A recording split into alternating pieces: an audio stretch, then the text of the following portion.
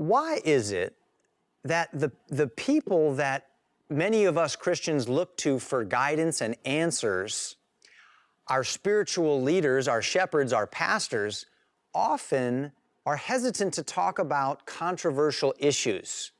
Surely they're thinking about them, and we are talking about these issues with our kids and our friends and our family, but the ones that I really want to hear from are the ones that study God's Word, and I want their perspective on it, but often it's rare to hear them actually engage.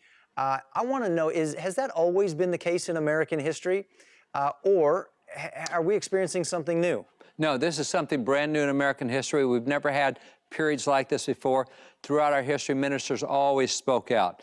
Where we are right now, we do a lot of national polling, working with folks like George Barton, other pollsters, and there's 384,000 churches in America today.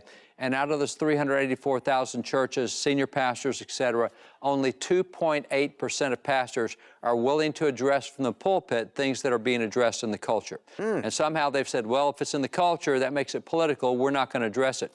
We actually, polling we had with 107,000 pastors, 90% of them said, yes, the Bible does address things like immigration, like education, like sexuality, economics, all these things.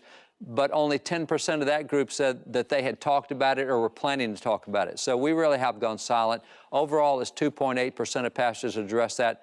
That's not the way it had been historically. If you go back, for example, to the Declaration of Independence, our national birth certificate, historians have pointed out that every single right set forth in the Declaration of Independence had been preached from the pulpit prior to 1763. So you can say the Declaration of Independence is like a listing of sermon topics we've been hearing over recent years. Then when you get to actually the break from Great Britain, independence, it was so many of the pastors that led their churches out to actually get involved, biblical basis for defending their communities, their towns, leading. One of the great examples, the first battle in the American Revolution, the Reverend Jonas Clark led 70 guys from his church out to take care of 700 British, and that's the Battle of Lexington. The second battle, the Battle of North Bridge at Concord, the Reverend William Emerson had 300 guys from his church that are out there taking on the British. If you want to go to the Battle of Bunker Hill, the Reverend Joseph Willard has 2 companies out of his church over going after the British. And it was that way throughout the American Revolution. You get done with the Revolution, you go into writing the Constitution. It is significant that a number of those who wrote the Constitution were themselves trained in ministry, were theologians. Abraham Baldwin was the youngest man in America to be offered a degree of theology, a signer from Georgia. He actually founded the University of Georgia as a school to train ministers. Most people who have been to the University of Georgia didn't know that. But you have so many in the Constitutional Convention. If you back up to the Declaration, of the 56 guys who signed the Declaration, 27 of them had been trained in schools that were seminaries or Bible schools. And so we have such a lack of knowledge about this today.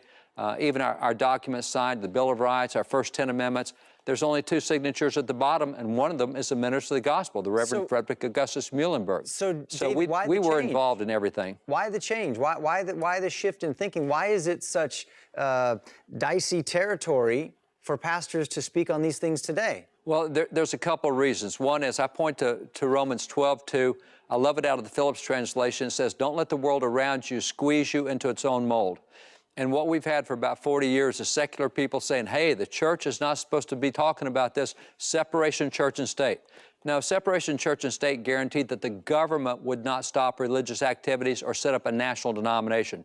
If anyone wants to read about that, they take that quote from Jefferson's letter, but the whole letter is only 233 words long. It's 3 paragraphs. Jefferson said separation church and state is what keeps the government from stopping you from being involved. Wow. And I know it's tricky because, you know, people don't want to be offensive. They don't want to divide their own congregation. They want to speak the truth in love, but we've become so politically correct. And even when we speak against political correctness, we've become politically correct because it's in the air that we breathe and in the water that we drink. It really is challenging for us as Christians in America today. David, here's a question I have for you. Some people say that there is no systemic racism in America, and that will just infuriate other people who would say, no, we've got a problem to the very core, to the very root of this nation. What I want to know is not your opinion, but I want to know, David, historically, has America been a nation that has coddled racism and enjoyed and embraced that, or has it been a nation that is not perfect but is striving in a sanctification process, if you will, to eliminate it completely? What does history say? Well, you were talking earlier, Kirk, about how that we're politically correct today.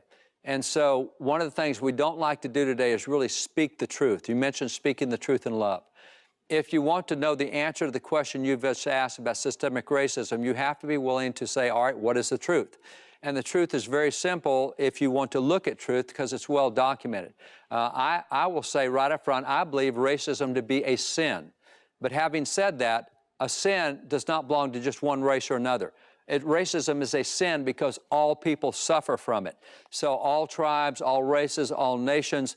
If you look in America, as it turns out, while we say white on black, and that was a big part of racism, black historians like Carter Woodson documented that in 1830, 43% of the free blacks in South Carolina owned black slaves, 40% in Louisiana, et cetera. Very high percentage. If you look at the percentage in America overall, the highest percentage slave owner of black slaves were Native Americans. I actually have an original document here. This is the Chickasaw Indian Agency trying to get slaves back because some slaves escaped. As it turns out, 12% of the 5 major Native American tribes in America, 12% of them were black slaves. So you have black on black slavery. I have a number of cards here. White slavery. These are white slaves at the time of the Civil War. As a matter of fact, if you look in the 16th century, there were more white slaves in the Old World than there were black slaves in the New World. So slavery exists with all races, all people. You look at what happened with Rwanda. It was black on black, but you aren't the right black. It's a human heart problem, which means you don't just have Hispanic sins. That's right. And so now, looking at what America is, America was the first nation in the world to sign a law banning the slave trade. No nation did it before America did it. America was the 4th nation in the world to ban slavery. Now, that was 1865, so think about that. It was only 150 years ago that we banned slavery, but we were the 4th nation in the world to do so. England did it in 1833. Then you have Denmark and France. So then America's the 4th. So out of 124 nations in the world, we were in the top 1%. What people do not know today is the history of blacks in America. For example, we had blacks elected to office in Maryland in 1641, blacks elected to office in New Hampshire in 1768, blacks elected to office in Pennsylvania in 1793. At the time we voted to ratify the Constitution of the United States, nearly half of America allowed blacks to vote. Matter of fact, I think it was Baltimore where 85% of blacks voted to ratify the Constitution of the United States. If you look in the American Revolution, we never hear about heroes like Jack Sisson or heroes like James Armistead. These are major guys in helping us win the war, but today we've cut them out of history. So since we no longer study our black heroes and black history, we think that what we see today is absent of any black in the past, and that's just not true.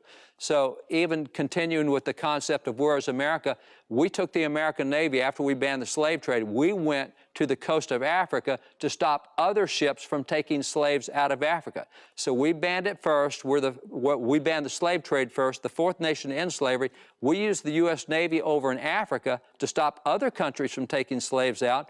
And then if you look at where we are today, there's 195 nations at the UN today.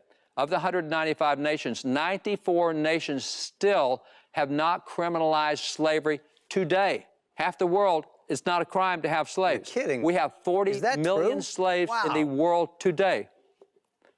Yeah, 94 today. And there's 40 million active slaves in the world today. That's more than 400 years of the African slave trade.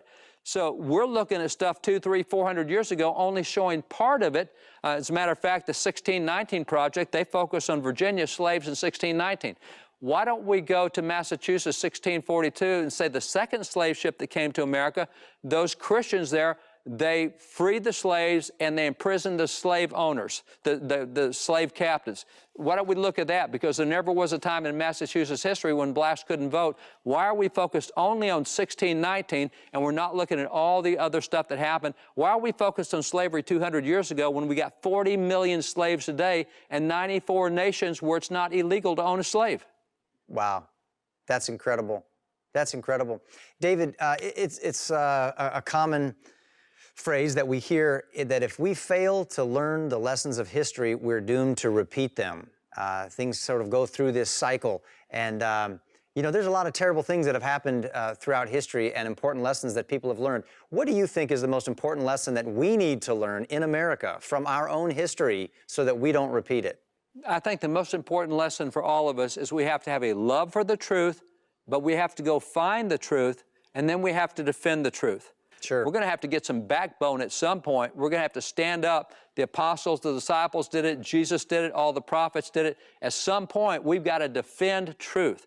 So I think loving the truth, which means finding the truth in today's culture, because you're not going to be given it. You're not going to be told those black heroes I mentioned. You're going to have to go find them, and then you're going to have to defend the truth once you know what it is. And I think that's the great lesson of history across all Bible times, across all American times. That's what we have to do today. Thanks for helping us understand the details of this and this great heritage that we have in our country.